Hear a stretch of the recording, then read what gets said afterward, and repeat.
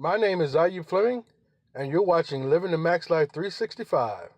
Today we have a special guest, Pastor Anthony Rodriguez, and I hope you find his message inspirational. Thank you again for watching Living the Max Life 365. Pastor, let's start with, first of all, just some general background information.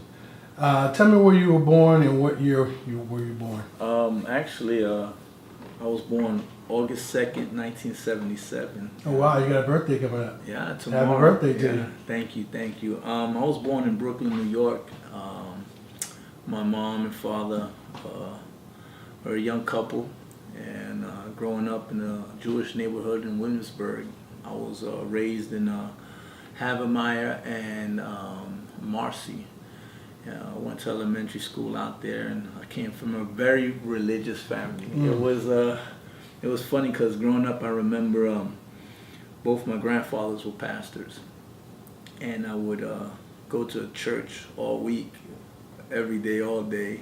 And if I wasn't going with my mom's dad to church, I was going with my father's dad to church, and it was a great upbringing, but it was a lot of wrong teachings, and I believe, nowadays, now that I have my relationship with Christ, and a lot of things happening, behind closed doors that I don't think a young man, early in his journey with Christ should be experiencing. So, yeah.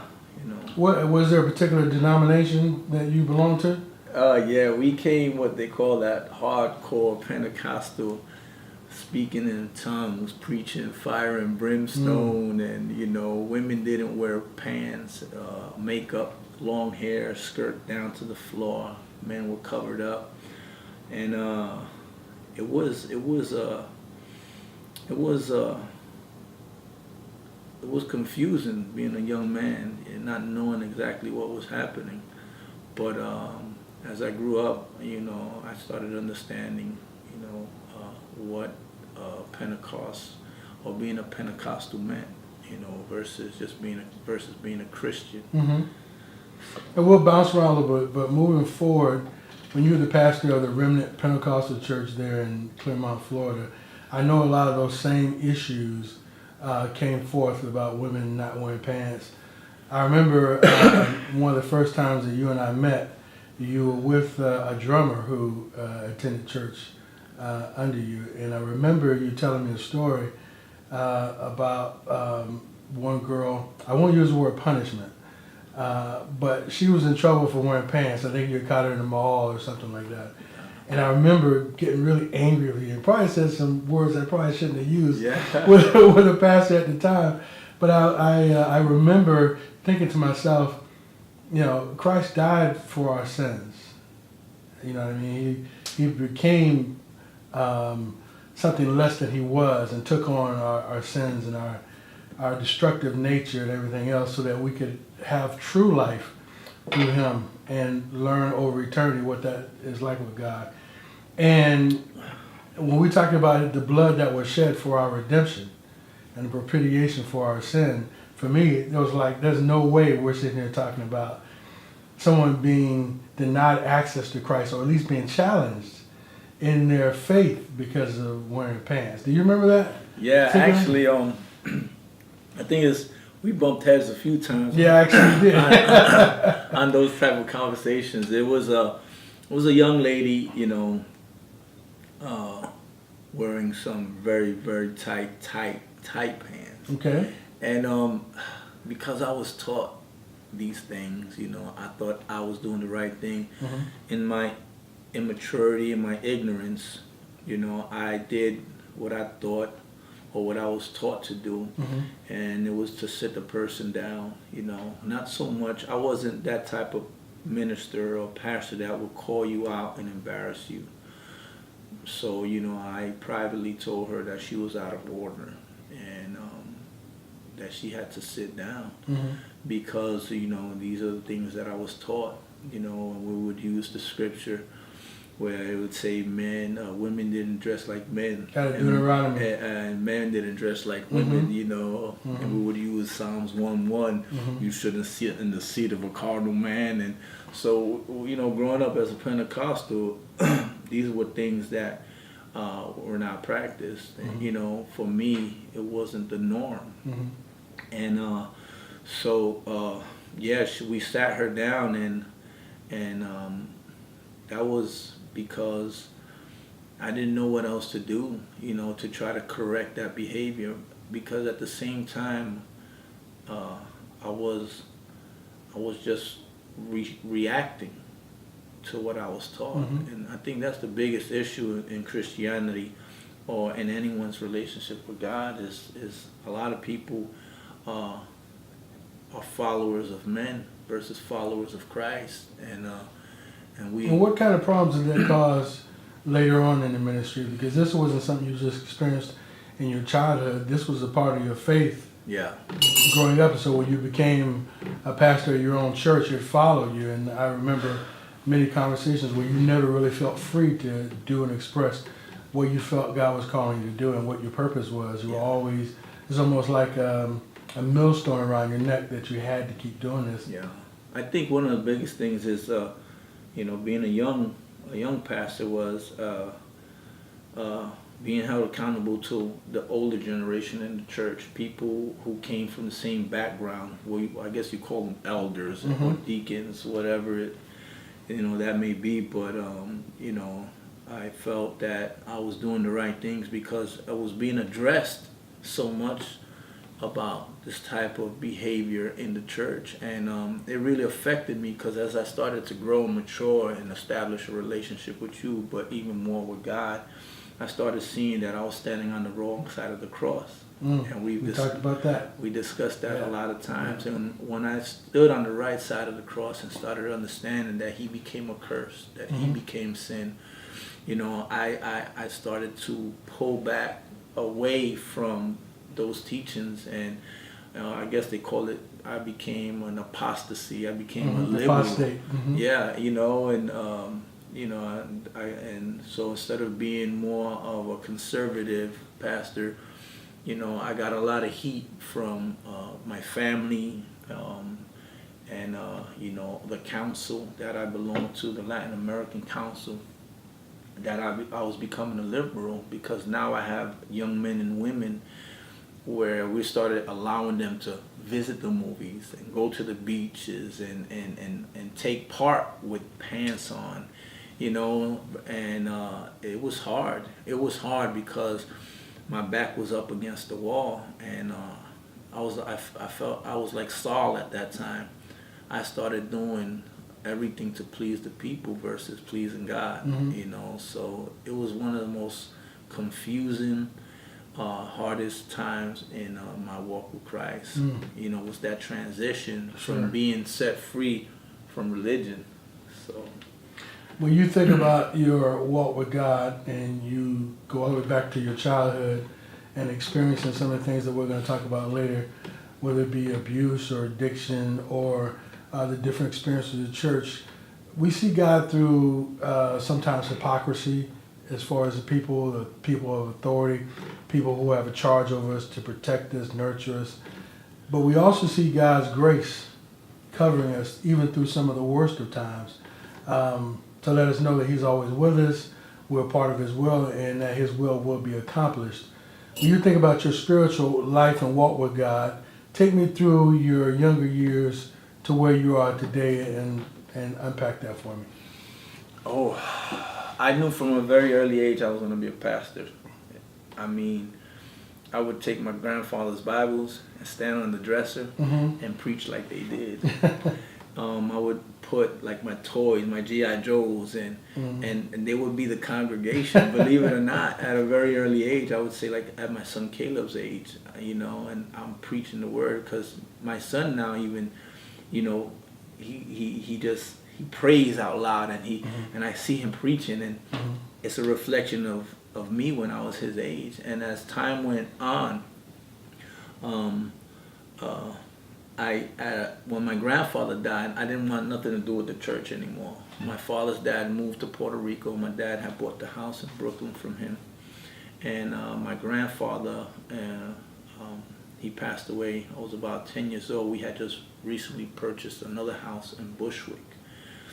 And when he passed away, I stopped going to church. You know, he was my covering, believe it or not. He showed me how to pray.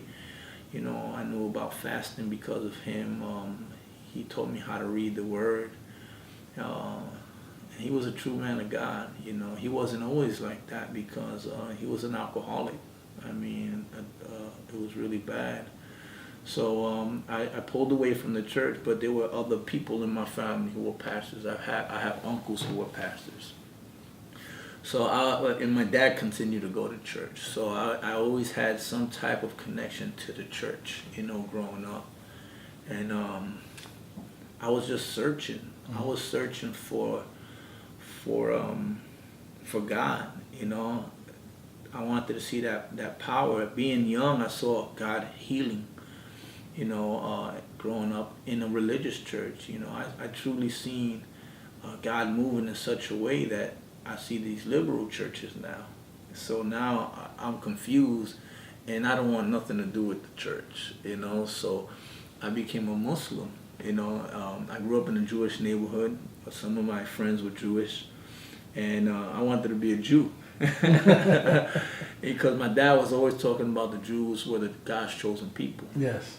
So, you know, in that age, I wanted to be a Jew. Mm-hmm. And then I got into the martial arts at a very early age, and I wanted to be a Buddhist, you know. Okay. And I would so you were searching for God in all types of religions. And everything, and everything that, and everything that I was a part of my life, you know. My surroundings were the Jewish people. I wanted to know what's the difference between their God and the God that I knew. Mm-hmm. You know, and then I fell in love with the martial arts and the Asian culture. Mm-hmm. And so I would light up incense and go to Guangdong and bow 3 times and put the incense, and I'll pour him his liquor and I'll burn the money. And man, I was like, this is it. This is what I want to do, you mm-hmm. know. And then later on in life, I became a Muslim. I took Shahada. Mm-hmm. I was about 20 years old. I lived in New Britain, Connecticut. A very good friend of mine, I still to this day love dearly. His name was Mustafa. And I opened a martial arts school, academy over there. And the majority of my students were Muslim. So in that process, you know, I met a young lady. Mm. It's always a young lady. Somewhere in there. And in order for me to marry this young lady, I had to become a Muslim. So I didn't feel convicted to walk away from Christianity. I didn't have to denounce Christ. I just had to accept Allah and the Son of His Messenger, and there you go. I'm a Muslim. Mm-hmm. So you're a Christian, Jewish, Buddhist Muslim. yeah. I'm international. I'm international. So yeah.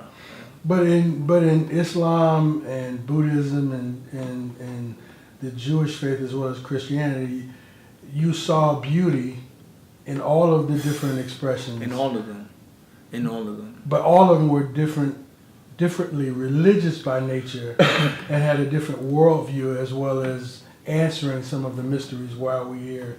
What is our purpose? They all had different ways of answering that. Yeah. But there was an underlying beauty in all of the faiths that you had partaken on your way looking for a truer relationship with God. Would you think it's a fair statement? Yeah, absolutely. I mean, if anything, I've learned that other religions, you're trying to do something to earn God's love and respect mm-hmm. and acceptance. Mm-hmm. And, you know, as I grew in Christianity and in my relationship with Christ, I understood that I can't do nothing to earn His love and His grace, and because it's already done. You know Absolutely. What I mean? It's by His grace. The sacrifice is made. It's made already, you know, so there's nothing. He said even on my greatest days, it's like filthy rags. Yes. There's nothing I can do mm-hmm. for that. And, you know, and I just fell in love with Him more because He loved me first mm-hmm. in the midst of my sin. Mm-hmm. You know, He loved me, you know. There was like a song that says, you know, I'm like the thorn in his crown, but he loved me anyway. You know, I'm the man who nailed him up on the cross. I've denied him many times, you know, and that's what I loved about Christianity. But I also fell in love with the unity of the Muslim community. I love the culture, you know, and I started studying Arabic. You know, I love the language. You know, I started reading a little bit, you know, and with the Asian culture, I love the food, and Yes. and I fell in love with the women. Yeah. The majority And there's of a lot of beauty in the martial arts. Yeah. And the way it's expressed through Yeah. Bushido. Yeah, absolutely, Mhm. absolutely, because you know, kung fu means a skill. Mhm. So you know, and being a barber, you know, my skill As well as a my, carpenter. my kung Which fu, we'll talk about that later. yeah, is barbering. My kung fu is being a pastor. My kung fu is being a builder. So you know, the martial arts was my world. It gave me balance. You know, it kept me out of trouble. It kept me on a road, you know, to understand, you know, self-control, to have discipline, and I fell in love with that, you know. And with the Jewish people, my grandfather really honored them, both of them. We lived in a Jewish neighborhood on Passover and days like that. They would come and knock on the door, and I would be young, a little boy going over and have to turn on the lights for them and having to turn on the stoves. And they would give me these cookies or the marble bread. And but I seen the way my grandfathers, these pillars, these men that I looked up to, honored the Jewish people, you know, and we were truly blessed. We were the only Hispanic people in that block, in that neighborhood. So, you know, I wanted to know, why were these men so honored? Why did they prosper so much? You know, because they own everything.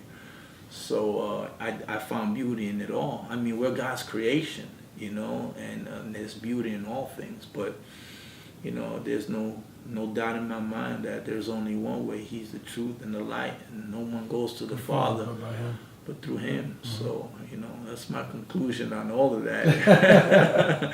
Yeah. So you're going through these different life experiences. You're seeing beauty in the different cultures and expressions of their faith, of them trying to find God and find a system of discipline and thought and everything else. But it's still religion.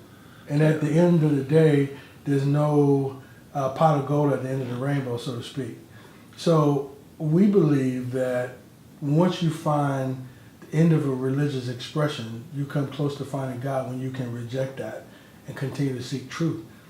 Because sometimes religion doesn't have answers to some of the things in life that we go through. Absolutely. Some of the things in life that we experience and we see others go through. Our religious expression doesn't change things. Right. Faith does. So take a minute and show me, or take us, the audience, through the end of the religious expression and the beginning of finding God and having a real faith that isn't based on a system of thought or a system of expression or the martial arts or a certain way of doing things, but nothing matters but being with Him and learning to express that in truth. There's been some great opportunities God has given me to travel and preach the gospel, you know, all over the world, and from Colombia to the Dominican Republic, you know. The dark places and the light places. Yeah, El Salvador. I mean, even to the bars and the crack houses, you know, I've been there. I think, and I can truly be honest, when I was truly set free is when I was incarcerated. Because when I slept next to a man who was a murderer or serving a life term, I prejudged him, you know. And I think there's a big confusion that the church has nowadays with discernment and prejudging somebody. Oh, sure. Who's valuable and who's not. Yes. And so I still had that religious mindset, even though I thought I was set free, because I started going to a more liberal church. You understand? I pulled away from being so religious, you know, on the outside. Things were more acceptable, you know, and the truth of the matter was that yet there was a lot of the residue left in my heart, you know, in my subconscious about what is right and what is wrong. and I still had that religious mindset. So I was sentenced to 30 months in prison, and Which got your attention. big time. Not which got my attention. He got my attention because I was broken. What was the lowest moment? The lowest moment. I don't know. I think it's all a low moment. I think the hardest time was when I kissed my wife in the courtroom goodbye, and I took off my tie, and I gave it to her and my belt. When the judge hit that gaveling, and pow, he said, "I sentence you to 30 months to the Department of Corrections." There was no getting out of that. Believe it or not, it was like a sign of relief because I felt rescued. There was no way getting out of it. You know, we spoke about it earlier. There was no cavalry coming. Yeah. You know, I wasn't going to get bonded out. Yeah. I wasn't breaking out. You know, there was no way around it. It was real. It wasn't a movie. Yeah, I had to accept that. Yeah. And somewhere inside of me, God gave me the courage to say, okay, you know, accept this. And when I accepted that I had to do this time, and I was surrounded by these men that we as a society, you know, label as criminals. And, you know, some men deserve to be in prison, some don't. But the truth of the matter is, who was I to judge these men because I was dressed in blue with them? I was in society's eyes a criminal. I got caught, you know, for something I should not have done, and I had to pay the consequences. But yet that man who was there that I prejudged with tattoos on his face, and he was an ex-Aryan Brotherhood, you know, I heard him worship and serve God at one of the church meetings. And I was like, oh my God. I was like, Lord, forgive me. Because if this man with a tattoo that says F the world on his forehead and teardrops and his face just tattooed up can stand before your presence and worship and praise you in spirit and in truth, that set me free forever. Let's share the story of that piece of chicken in the prison guy. Oh man, you know, when you're in prison, you go through such a transition. It's hard to get in touch with the outside world the first few months. And I was hungry one day during chow, and you eat chow about 4:30, 5 o'clock, and you only have a few minutes to eat. You know, you gotta eat it and go. And if you don't finish your meal, you got to get up and go. You throw it out. And it was a Tuesday. It was chicken night. And I see all the guys from the dorm taking the chicken. And I was like, you know what? I'm going to eat my veggies. I'm going to take this chicken and eat it. And there was 2 times in my life God had spoken to me. The first time was when he told me that Melissa, my wife, I was to marry her. That I heard God audibly, like me and you speaking.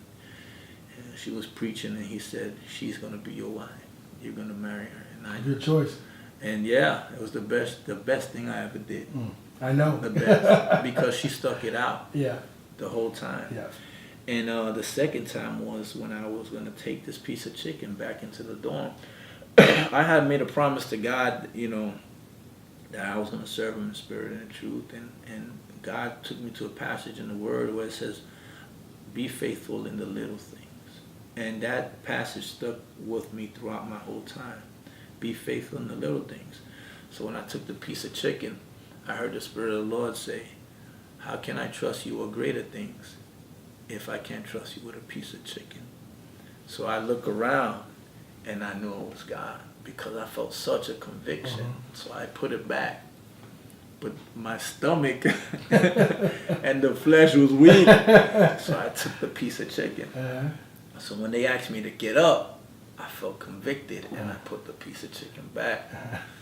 So the one last time, I grabbed the piece of chicken, and I hear the Spirit says, how can I trust you with more if I can't trust you with a piece of chicken? So finally, I give the chicken to one of the other inmates, and I go back to the dorm. And about 11 o'clock at night, lights are out. One of the officers called me into the bubble. And he says, he was like, what happened with you today? And I said, what are you talking about? He said, I saw you. I said, excuse me? He said, yeah, I saw you in the chow hall. You took that piece of chicken. I said, I didn't take a piece of chicken. He said, I know. He said, why did you put it back? And I told him, because God told me so. And he started laughing at me.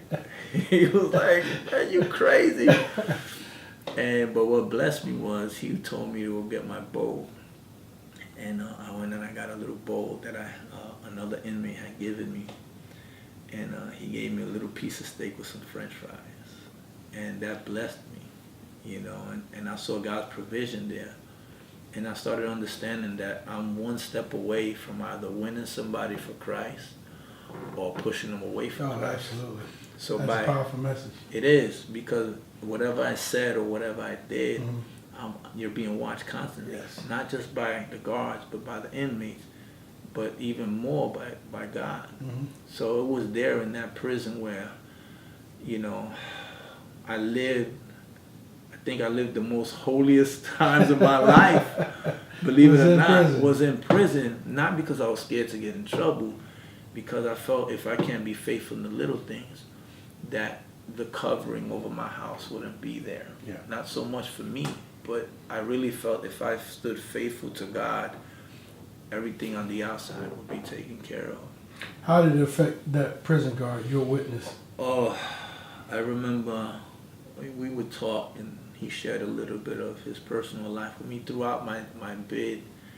And one night about 2:30 in the morning, I feel him kick my bunk. And he's like, Rodriguez. He was like, let me talk to you. And I look up and everybody's sleeping. And I'm like, okay. I was like, what's going on? So I go over to the bubble with him, and he's crying. And he's like, I'm ready. And I'm like, for what? He was like, I want to give my life to the Lord. Wow. And I started to cry. I never forget that man. I won't say his name, but I seen God do such a powerful thing in that man's life and deliver him right there in that time. And I got to spend some time with him in the Word, and after that, him testify that his marriage has been better. He got a raise in the Department of Correction. Wow. He became a sergeant. They were going to transfer him, and he shared that with me before he even shared it with the warden, which blessed me. But even greater, he said that his relationship with his son was restored. And it might sound strange, but if I went to prison just for that, it was all worth it. And that's when I started understanding, no matter where I make my bed, like David said, even in hell, you are there with me. That no barbed wire, no metal bars can forsake God. I'm not forsaken. Absolutely. He's there with me. A lot of people who are free, we think free because they're not in physical bondage, are in prison because of their mental bondage. And that prison is far worse than physical bondage. Yeah. It's sad to see a man in prison not just be in prison physically, but mentally and spiritually. Absolutely. It broke my heart to see how much hate, racism, and lust, it was so diabolical, the environment, my surroundings, but yet I had peace.